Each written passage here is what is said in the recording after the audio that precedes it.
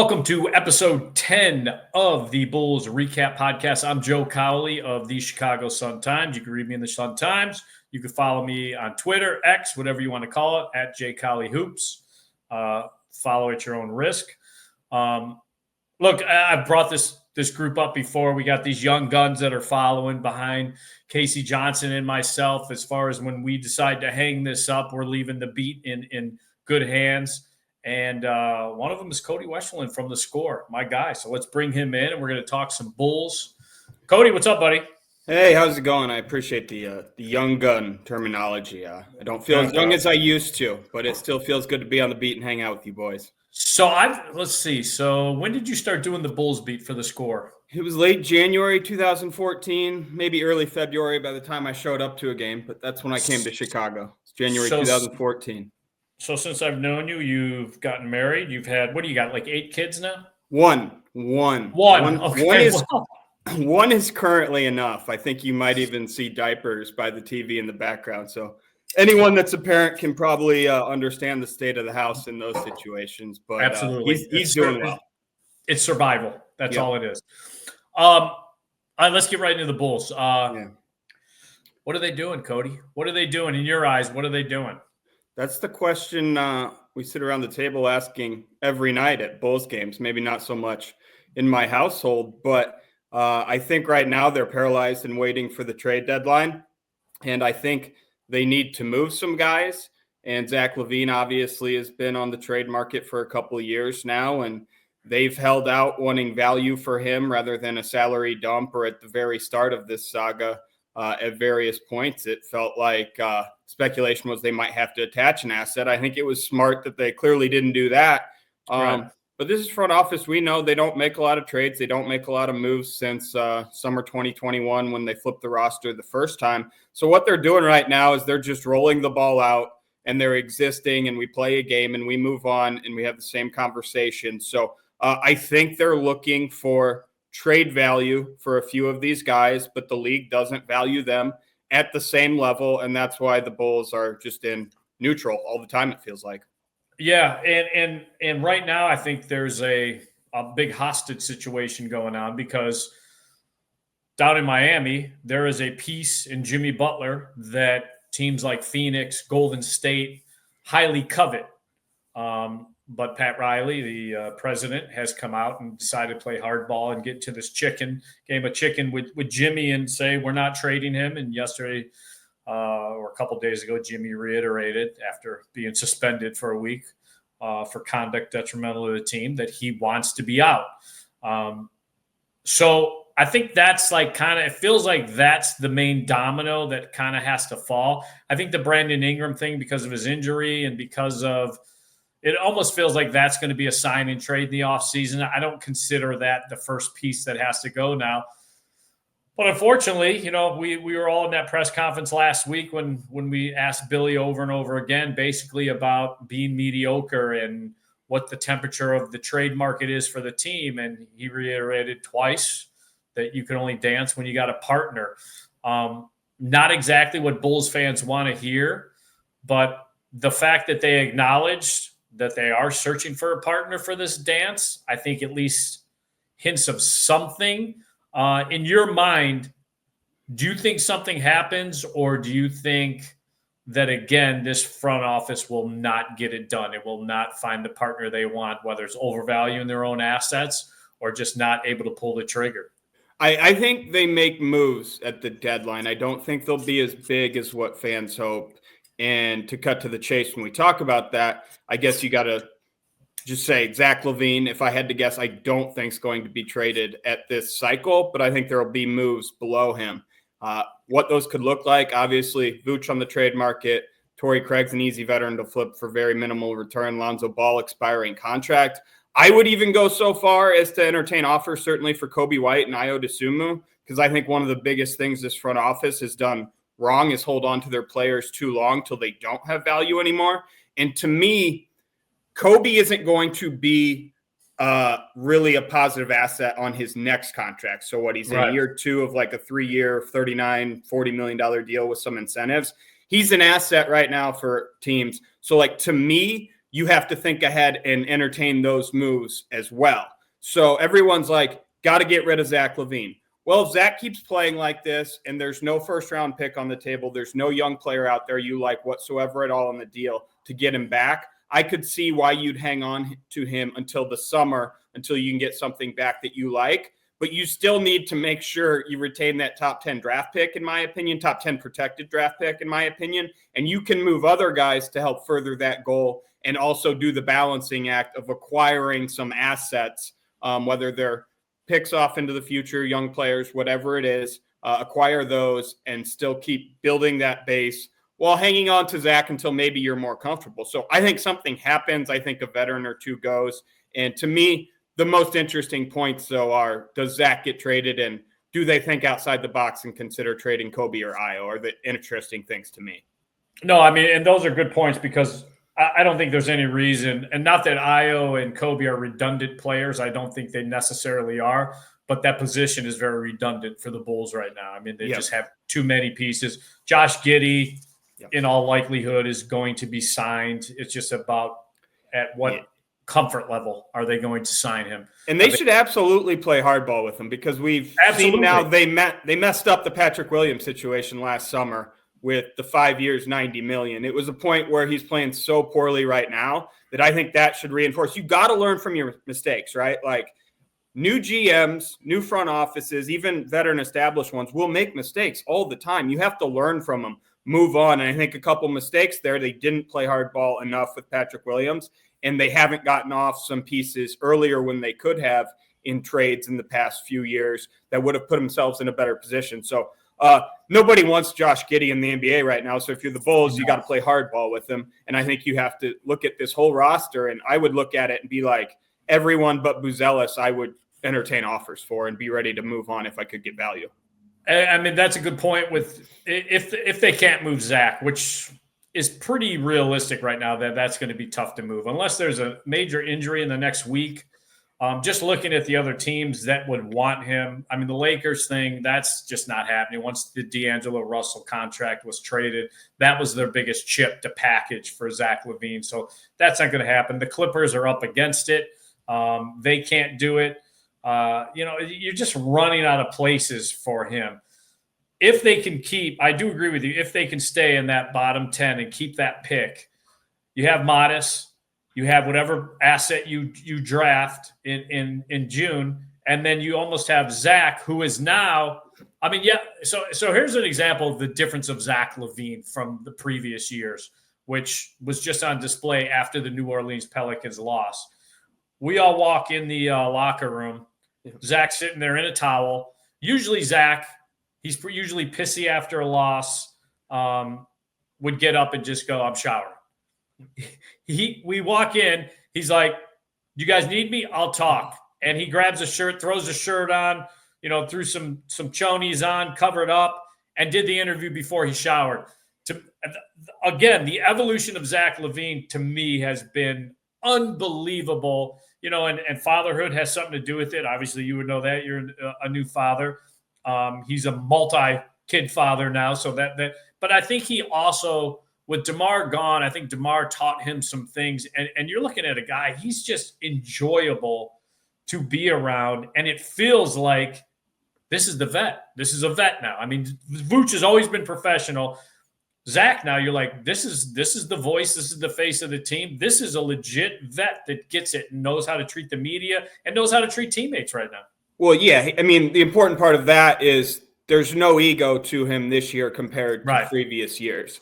And that matters in the next team setting he's in, whoever it is, whenever it is, whether it's at this February trade deadline over the summer. And I don't think it's fake either. I don't think he's faking it because he knows that will get him traded. I think it's legitimate, just his evolution.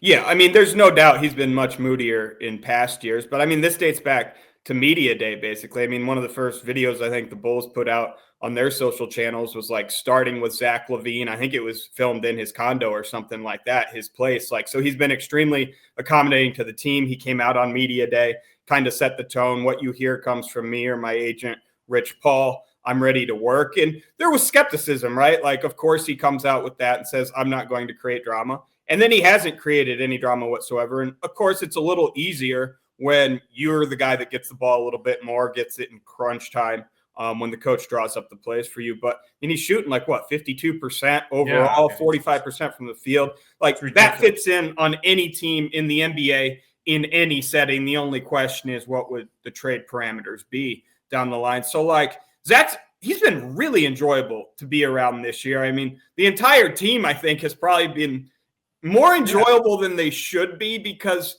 I think they heard those low expectations, right? What were the Vegas win totals? The high 20s. I think a lot of people expected them to win maybe around 30 games, low 30s, and they're going to be on a 36, 38 win pace at the halfway point, depending on how the Wednesday evening game against the Hawks plays out. With Billy, I mean, obviously you are at the Score. That's the flagship station for the Bulls. And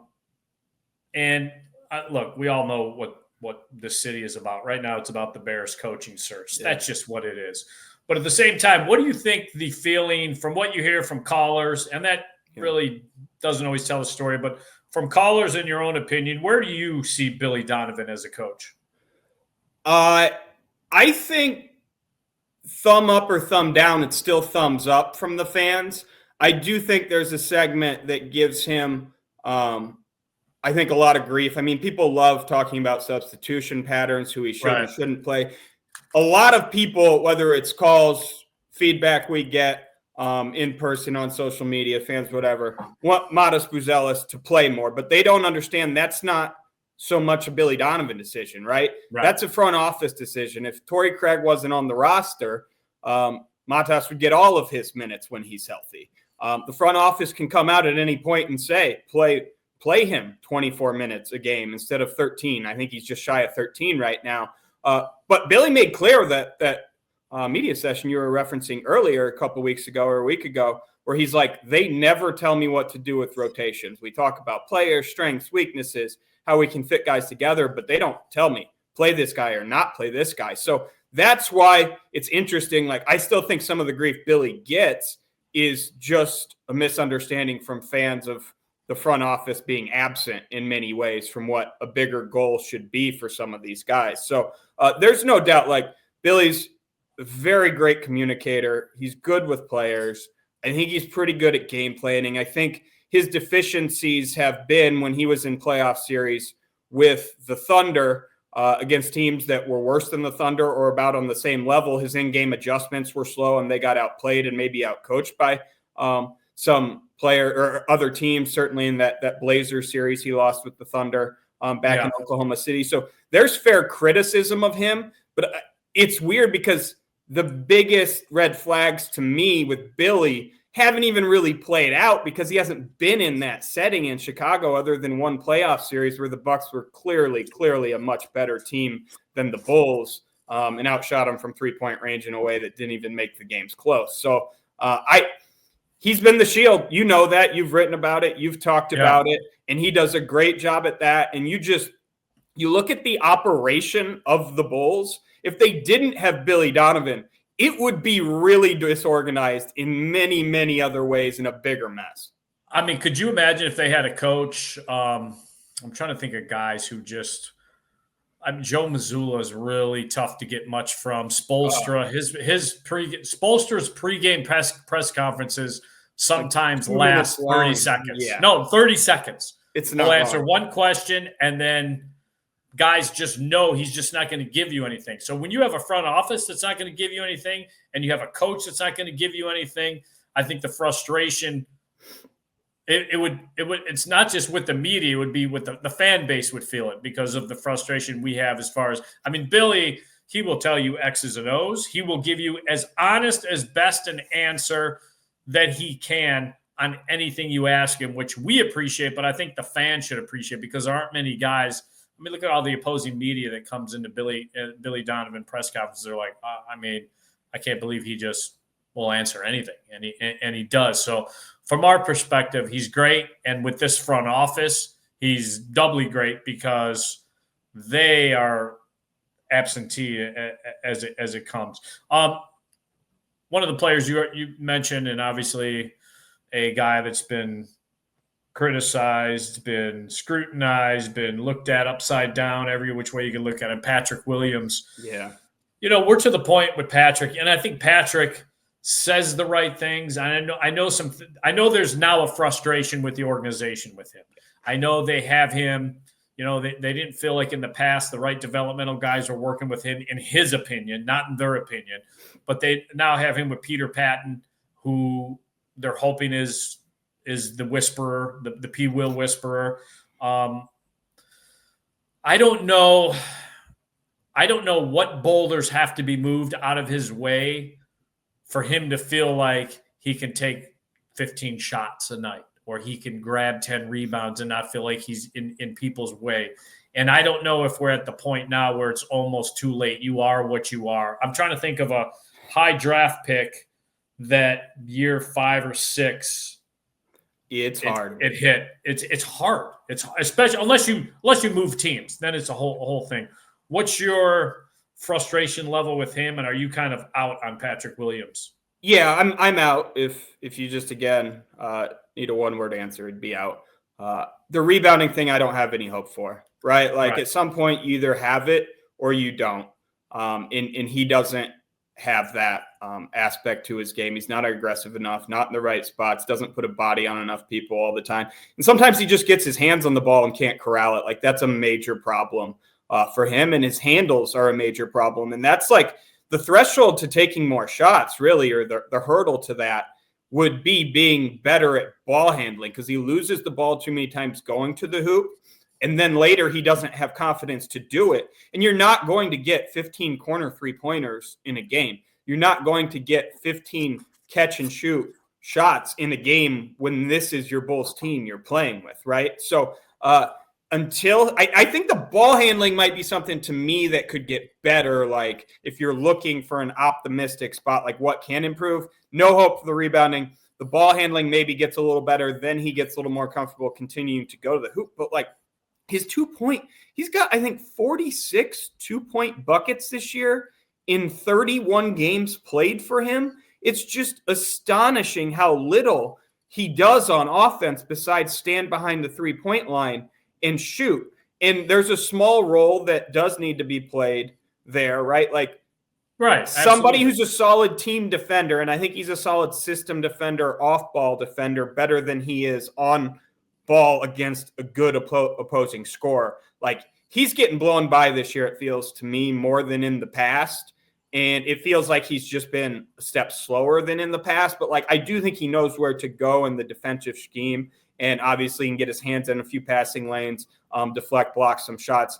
So that's what he can do. But when that's all you can do and stand in the corner and shoot threes and can't do anything else, especially on a team that needs more at your draft stature, it's just hard to have much hope with him. So he'd have to really do a turnaround for me, and I think a lot of people in the Bulls organization, to turn into true believers. But they gave him the money. They don't have anyone else at the position, and that just goes back to the stuck in neutral spot. I mean, their front court is so just depleted of bodies and small. I mean, they have no choice. I mean, they have to make that work unless Modest is ready to start. And I don't even know what Modest is yet. I mean, he doesn't know what he is yet. So is he a big, small forward? Yeah. Is he a 5 in a small lineup? I think they still have a lot to figure out and unlock with him. But, I mean, he does show signs and he does show promise, but I'm not as excited about him as I was the first month of the season. And again, that might be because playing time is so sporadic, or maybe he's hitting a rookie wall. It's kind of tough to say. But I see the skill set. I mean, we get to, when we come in some of the practices and shoot arounds, whatever it is, we get to see him working on like screw around dunks and stuff like that. And dude's an athlete. I mean, there's no doubt about that. It's see that in his ability to block some shots too. It's some of it's right positioning and instincts, but some of it's he could cover some ground too. I mean, he's got long arms. He gets it. His timing's pretty good. So like, to me, that's what I like best about him. But like, this rookie class has been really, really poor so far. Yeah. And some of them aren't getting opportunities. Some of them are just destined to be role players. Some will be out of the NBA in 5 or 6 years. anyway, it's way too early to tell on what his future may be. But like, nonetheless, to me, he's not what you build around, but he's at the base level of the foundation that you start adding to, that you have hope about. And that's just his age. I think he's still 20, obviously, but you got to get that next player in that age range in this draft class in there. Ayo Dosunmu is a guy who I really like what he's done this year. He's been start of the year so poor from 3-point range. So his 3-point percentage hasn't been great, been a little inconsistent from there, but every other aspect of the game, I think he's been pretty good, pretty solid for the Bulls, and has thrived in this up-tempo transition with Billy Donovan's new style and playing style this year for the team. So like, he's a piece that you could keep in that age range, and you start to see the outline a little bit more of what you could have. And I know I mentioned trading him. I mean, obviously, if you get great value for Ayo, I'd be open to that too. You got to include Josh Giddey, because I have a feeling AK, because he traded Caruso, he's going to do whatever. That's a fascinating. Like, what do you think is best case scenario for the Bulls now with Josh Giddey? If you look a couple years out, right? Like, could he be a guy who gets a little better at defense, a little bit better at 3-point shooting, and like fits in as the sixth man, and you're all of a sudden you're like, okay, I have something? Or are we just going to watch him try to be the starting point guard for a couple of years? It doesn't pan out, and you get games like last night, right? Like, he almost had a triple-double, and he was solid in many ways, but like, you didn't feel like he was a winning player at the end of the game whatsoever. It would have been the worst triple-double of any Bulls player I've seen in years. 2 of 12, a couple of really bad turnovers, a couple of blow-bys. Here's what I think. I mean, first of all, Josh Giddey, to me, I think what's going to happen, he's not getting this $30 million a year. I think it's going to be more of a 3-year, $60 million if they don't let him go to market. If they let him go to market and then play the match game, I would be shocked if any team goes more than 3 years, 45. I would be shocked. I mean, he's got positional size. He does see the floor well. There are some things he does, but I would be surprised if the market offers more than $15 million a year. I also think because of the more restrictive CBA that the NBA is under now, right? Like, you can't take in more money once you're past a certain apron and trades. You can't use mid-level depending on where you're at once you go over the tax. And this isn't an apples-to-apples comparison with the Bulls because they don't go into the luxury tax. But just in general, I think there should be a feeling among teams, certainly the big spenders and also just everyone, like, you shouldn't be as afraid to lose players in free agency as before, because like, that cap space is more valuable in some ways than it could be in past years. Or you can really put yourself in a bind when you overpay guys in a way you didn't put yourself in such a bind 5 or 10 years ago when you overpay guys because of the way the CBA is set up. So like, that just even nudges me more when you go to restricted free agency with the Josh Giddey to hold the line in a way they didn't with Patrick Williams. Yeah. And so, I mean, I think what I need to see from Josh Giddey, because I think Oklahoma City, because they had so many great defenders around him and he kind of grew up with those guys, I think they just said, oh, we just got enough to protect Josh. Yeah. That was exposed in the Dallas series, though. You don't have enough to protect Josh because in playoff basketball, when things slow down, and they hunted him. I mean, they hunted him in pick and roll. They hunted him in every way possible. So I would like to see if he knows what he is defensively. I think it bothers him. He doesn't want to be that hunted guy. Yeah. So I would like to see one more year. I mean, because I think they definitely are going to re-sign him. So it's not like I'm unrealistic about it. I think Josh Giddey will be back. I would like to see him one more year, obviously, as a starter, getting the chance to be a better defender. After that, if it doesn't happen, he is what he is. He's going to be a bridge guy to the next point guard. And hopefully you didn't go more than 3 years with him, because then he will become your sixth man eventually. The path to him being like passable or not a huge black hole defensively, to me, has to be a strength, because he's never going to be quick enough to stay in front of opposing guards. He's just not. So he's got to get a little stronger where maybe he can guard that opposing small forward or power forward who will have strength on him, but is maybe not going to be able to attack him as easily as they do these days. But I mean, we saw Corver here, we saw Dunleavy here. Both those guys didn't have the great, and I think they both have better footwork than Josh Giddey. But both of them were great team defenders, understanding angles, understanding how to use your body to cut off a guy. I mean, Josh is 6'8" and has to understand that defensively at times. So I think that's the evolution they need to see from him. What do you think the feeling is in the city right now about, especially compared to what it was 2-3 years ago, about Arturas Karnisovas and Mark Eversley? I mean, you get to hear a lot more than I do. Are people out on them, or do you think the fan base? Okay, yeah. So I mean, I think so.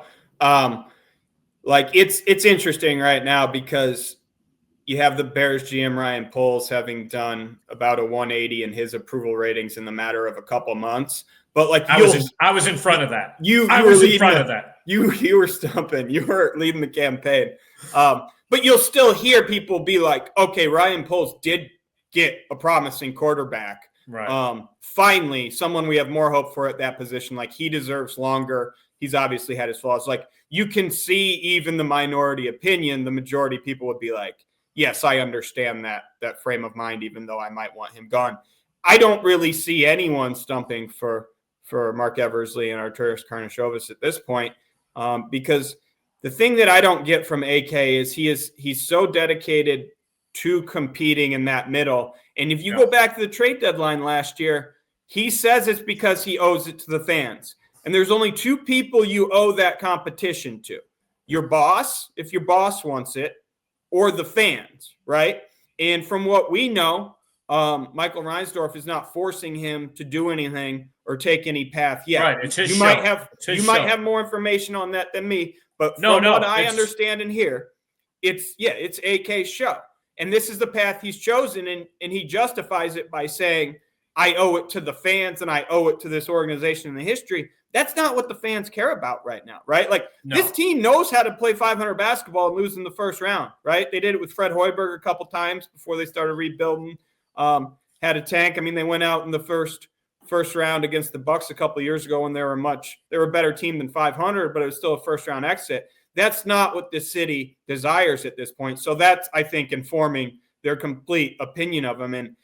And sports move faster than they used to. I mean, player movement all the time, everyone's scheming, looking at free agency, forcing their hand, not just with a year left on their contract, sometimes with 2 or 3 years left on their contract. I mean, the climate of the NBA is stars opt into as big of money they can get, play a year somewhere, reevaluate, can force a trade, ask for a trade at any point, right? Like, the trickle-down effect of that is there's just more movement among all teams in the NBA, overturning and overhauling their rosters in many ways, and the Bulls are just stuck in this static where they don't do that, and that's what people want to see. Turn it over if you're going to be middling, and they have not turned it over enough, which, again, brings us to another pivot point at another trade deadline here in a few weeks. Were you at the media happy hour that Arturas got up and walked away from my table? Were you at that? Before the season? Yes. I was at the happy hour. I was not sitting at that table. I've heard a lot of your stories, so you did see him get up and leave after several of my comments to him. I didn't. You can fill me in on more of the comments and such, but I was talking to a couple other members of the Bulls front office. Little lower ranking in the hierarchy. Right. The clean version of one of the things I relayed to him is, I was like, Arturas, here's what you have to understand. You know, you think coming from Denver to Chicago, you've gone to some lion's den. You did not. You went from one soft hippie city to a bigger soft city. I mean, this is a soft market. If you're an owner in this town, you just look around. This fan base slurps up rebuilds like it's Cleveland or Kansas City. I mean, if you're going to rebuild in a major city, Chicago is the perfect place to do it, because that's a good point. Fan bases here buy hope more than they buy results. I mean, it's sad to say, but this is not Philadelphia. This is not Boston. This is not New York, or even close to it. And so my point to him was, why are you so afraid of this fan base turning on you, while staying this current path is what is making them turn on you? And then other stuff was said, and he eventually got up and walked away. Well, I mean, with a smile on his face, but that might be the last media happy hour that the Bulls have in the preseason. And you can blame me. Yeah, it's good that he's getting that message, right? Because like fans always say, like, do they hear these things? Do they hear the dissenting arguments? Like, do you guys ask these questions? And like, I need to praise you for asking Billy that series of questions a couple weeks ago about the rebuild. And because like anyone who ever comes out and says these guys are never challenged, like they don't face these questions, they do just on the two times a year, maybe three, they talk. And they otherwise deny requests to speak at various times of the year. But like you framed it perfectly to Billy. Like, I mean, you're respectfully like, Billy, you're the only one I can't ask. So I apologize for peppering you here. But every question the fans had about what's the future of this organization, Billy trying to give as much information as he could, but like he can only give so much because his reach ends when the buzzer sounds at that night a lot of times. You know, it starts when the ball's tipped and how he can affect stuff, but he can't affect the long term at this point. And he's such a tunnel focused X's and O's. I don't think he gives a crap unless something's about to happen. I think his mindset is don't tell me unless it's about to happen. He's not worried about making sure he's going to the grocery store and picking up the groceries for the food he's making that night. That's just not him. To me, so people are always like, what can the front office do? Obviously, they could have traded people, right? Like Andre Drummond is the biggest step in the last year. It could have easily had a couple second round picks for him. Yeah. But like even looking at this year, things you could have done. I don't know what the Vooch market is. Doesn't sound like too much has been going on, but like if at any point they had a second round pick on the table, I think that's about what they're going to end up at the end. Getting like they should have done that. You could probably again trade a guy like Kobe or Io sooner if you're more aggressive because those guys can help more quickly. And again, they haven't been on the market really. So nothing there, but like you can be more proactive there. But with your team, you can be a little more proactive. Like if they said Billy, Buzelis needs 24 minutes a game, Billy would do it. I mean, he might argue and share his point, and maybe there's different games and stuff. But like if they just came in and said, we do need to prioritize this guy's development more, play him more, play the veterans a little less, he would do it, right? Yeah. Like so there's these small steps they could have taken even within the course of a season to do something like that prioritized the future a little bit, made him a little bit worse because Buzelis is mistake prone, certainly here in his rookie year. But they're very, very hands off on everything, roll the ball out for training camp and see what happens until the next transactional cycle. I would like to see Modest start a game over P. Will. He's worked with the first unit before. It's not like I haven't seen him work with the first unit, but I would like to see him start a game because I just want to see what he adds defensively as far as rim protection. And I mean, you would think, okay, does that send a message to P. Will? It probably does. I think P. Will is very insulated in outside messaging. Yeah. So I don't think it would do that, but I think it would just give a look just to say, can this kid handle it? Let's do this for a week and see what it looks like. I mean, and maybe we'll even get to that point after the trade deadline. So who knows? All right, let me get you out of here with the interrogation room. Yep. You know how it works. I know of it. First thing that comes to your head. You can start your own team with any Bulls player, but you have to take age and contract into consideration. Who's the one player you'd start it with? Buzelis. I'd start from scratch, I think. Okay. All right. Toughest the reputation, the toughest reputation of a personality to deal with at the Score. Toughest reputation of a personality to deal with at the Score. It might have been Danny Parkins. Does that count? He left. Yeah, it counts. Big diva. I mean, I actually like Danny, but we love Parkins, but like, I mean, the reason he's in national TV now is because he held everyone to a higher standard, right? There you go. He had bigger ideas. He expected more. So it was nothing certainly personal or anything. Right. Gotcha. There's times he'd be like, why didn't we do this with this on this video? Or I have this request to this person and that person. We could have done this. I will tell you the opposite answer to that most people assume. I guess I'm asking the easiest to deal with. Dan Bernstein, everyone thinks because Dan yells at callers, right? Dan yells at callers all the year. They think he's terrible. The guy, I mean, I edit his Bears columns and stuff, and like if I he's a good writer, by the way. He's a great writer. If Dan's in the middle of a family event and I asked him to write Bears, he'd be like, all right. Let me just get the family out of here, go home, and I'll get on my computer right away and write. Like the easiest person of all time to deal with on that, has never complained once about like any video or podcast links we share, anything in any regard. So Dan's probably the easiest, but I would say Parkins is probably the one that held us to a higher standard and forced us a little bit. And you're like, sometimes he's right, sometimes he might be wrong. You have to choose right now. You own the Bulls. AK and Eversley or Garpax are back. Oh my God. Got to pick. Ooh. You know, I'll go Garpax. They identified the draft history. They identified talent very well in the draft in their first 10, 12 through Jimmy Butler. Marcus Teague was like the only major misstep. Everything else, Bobby Portis. I mean, guys like that.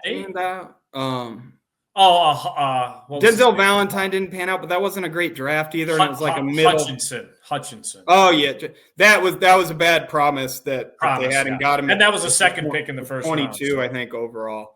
All right, the coaching. Yeah. Go ahead. Sorry. I was just saying the draft history is better. AK and Mark Eversley draft history is very poor right now. Who'd think we'd be at that stage where that's the choice? The coaching game. I say a coach, you tell me either or, and then it moves on from there. Steve Kerr or Pop? Steve Kerr. Kerr or Carlisle? Kerr. Kerr or Billy Donovan? Kerr. Kerr or Tom Thibodeau? Ooh, I'd still go Steve Kerr for offensive innovation. Kerr or Spoelstra? Spoelstra, I think. Okay, there Spoelstra wins. All right, there we go. Over and under of how many diapers you were changing a day when diapers were a thing in that household. Well, they still are probably. Yeah. Are we doing what day of the week are we doing daily average? Daily average out of just an average week. This is just you probably 10 to 12 in a week, maybe. Maybe that's pretty good. Look at you. You. That number spikes. My wife works a lot of full Saturdays because she's a wedding planner. Okay. So you know those are busy days. Those are busy days. Right? Yeah, you got the guy solo most of Friday night, Saturday by yourself. There's no sharing on those, so she carries the burden most of the days. I don't want to mislead there, but yeah. All right. We get some garbage time stats, I guess you could say. I pile up sometimes. Okay. This is a personal question for me, and unless you've listened to every pod, it might not be as personal to you. There's a bus with Joe Cowley on it. Yeah. It's going over one side of the cliff. Yeah. There's another bus with your kind of teammate, Alyssa Bergamini, in another bus going over another side of the cliff. And you could only rescue one. Who is it? Now, remember. Oh, I thought you said who was I going to go over the cliff with in the bus? No, you can rescue one of the buses. I'm rescuing Alyssa. She's about to get married in the next few months, next year? She's about to get married. She has no kids. Her fiance could replace her easily. Hey, I just told you the other day I had you live into like 118. You wouldn't die, and you're like, whoa, I'm going to die soon. So if you're going to die soon here, I should go rescue Alyssa. Listen, I had three kids. I had you live in to be like the world's oldest person. You're like, I don't want that. I don't need that. I'm not going to make it that far. And I'm like, can't kill off Cowley. He's still going to be here when he's over 100 years old, antagonizing Bulls fans, talking about Chicago City ownership and teams. And people are still going to be upset on probably some new social media platform we don't even know about yet. And you're like, nope, decades before that. I said 70s. I'm 70s. 70s. Okay. All right. Well, Bergamini wins again. I will get her somehow. What's the scoreboard on that now? She picked the White Sox beat to live over the Bulls beat, which involves you. Oh, I didn't know that information. Oh my God. Yes, she picked Merkin, not married, just has a house cleaner. That's the only person that would miss him. Lamont Pope, probably a nice guy. Daryl, my coworker at the Sun-Times, who's like 70, over the Bulls beat. And I even went through. I said, Cody just had a kid. Will Gott, she didn't care. She wanted to save Merkin. So now you know the background. You might want to rethink. I like the idea of being in the bus who I'm going off the cliff with, and it'd be you. I feel like you'd think you could save it, like it was a diehard. I think we had this conversation of you think you can land an airplane. You think you can direct a bus to land in some canopy of trees in the forest and live. I can trach. If someone is choking, I could cut someone and put a straw in. There's just certain things I feel like I could do. Fight in a gladiator pit. I think I could do that. Yeah. There's just things like that. Dude, thanks, man. I appreciate you coming on. This is it's fun having the young guns on and just talking Bulls in general. Yep, let's do it. Let's do it again. Obviously, after one of these transaction cycles down the line, when we know a little bit more. We won't be doing it then. Well, we might, but it'll just be the same topics. Exactly. Thanks, Cody. Appreciate it. All right, you take care. Take care. All right. Cody Westerlund, good dude. Another score person. Don't like his answer. People have to really think this Alyssa thing through. Someone will agree with me. Her betrayal to the Bulls beat is not going to go unchecked. Let's go to Cowley Island and the rant. Look, it is mid-January right now. We are about 3 weeks away from the NBA trade deadline. The one thing I'll put up. I'll have some kind of understanding if Arturas comes out. It doesn't mean I don't think he's lying, but if Arturas Karnisovas comes out February 6th in the afternoon when the deadline has come and gone and says, we aggressively tried to move guys and we could not find a partner. And we could not find a partner for the value we wanted, or everyone was trying to, undersell what we had.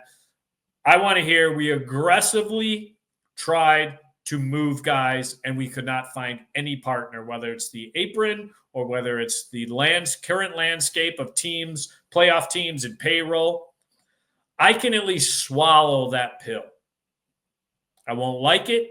I'll swallow it. I'll say, okay, unless he's lying to me, which, executives are paid to lie, I will not even the benefit of the doubt. I will have some sort of understanding as I'm writing this column and ripping him that I will not at least make it personal or go overboard like I have in the past with some members of Bulls front offices.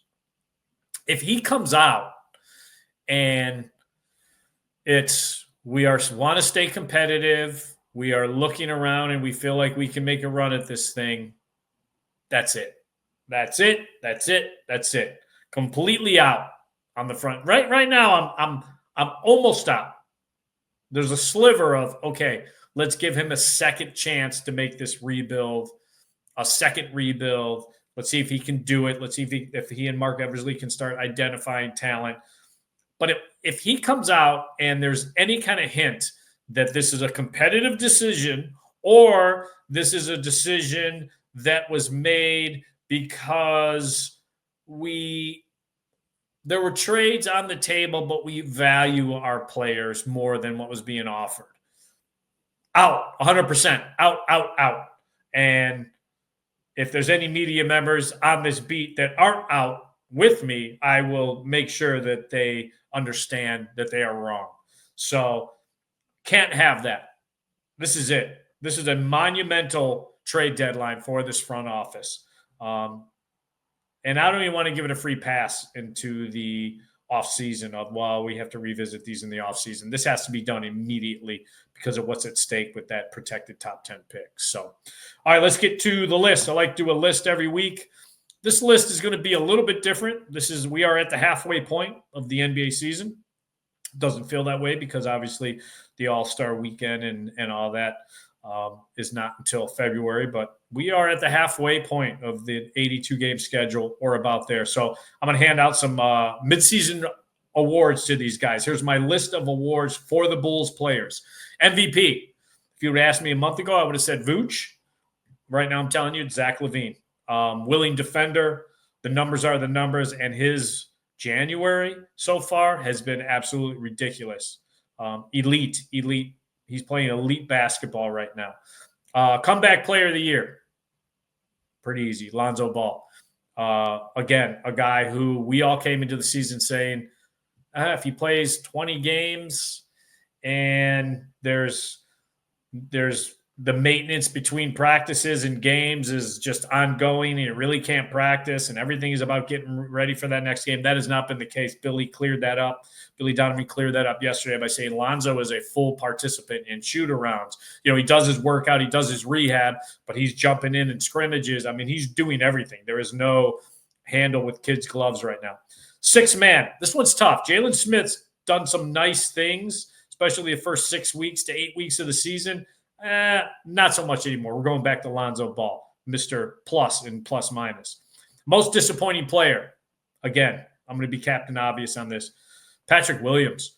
Josh Giddey could be brought up, but you paid Patrick Williams. You paid him to be something more, something closer to a number 4 overall pick. You have not paid Josh Giddey yet. Most tradable asset right now, I'm going to go back to it. Lonzo Ball. I think there's not one playoff team that I look at that he would not be an instant impact to their second unit, which is huge in the playoffs. I mean, obviously, I know the rotation tightens and you're going down to eight guys, maybe 9 for some teams, but he's a top 8 player on any playoff team and would be a huge boost for a second unit. You could close with him because of his defense. Obviously, there's the minutes restrictions, but they're even loosening up. I think Billy Donovan mentioned that they're looking to see if they get it up to 26, 27, more consistent. I don't know if it would go above that. Your best first-year player. Again, Jalen Smith's in the running. Modest, I would say he's in the running. But when you look at the numbers, you got to go Josh Giddey. He's your best first-year Bulls player right now. And the most underrated, Ayo. This 10 games that he's missed with this injury, this right calf injury, sucks. But before he went down with that injury, I think he put his shooting woes from the first month of the season behind him. And here's the thing with Ayo. He is the engine in this high pace.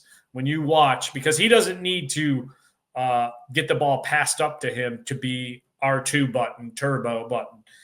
He'll get a rebound. He'll get the ball, and he just goes. And he's beating guys down the court after makes, which is sick, which is ridiculous. So relentless as far as pushing pace. I think he's been the most underrated player. I think he's emerged as one of their best two-way players. So Ayo wins that final and last award. And that's it. I want to thank Cody, thank Ryan McGuffey again for getting this all done. And I'm Joe Cowley, and remember, I got next.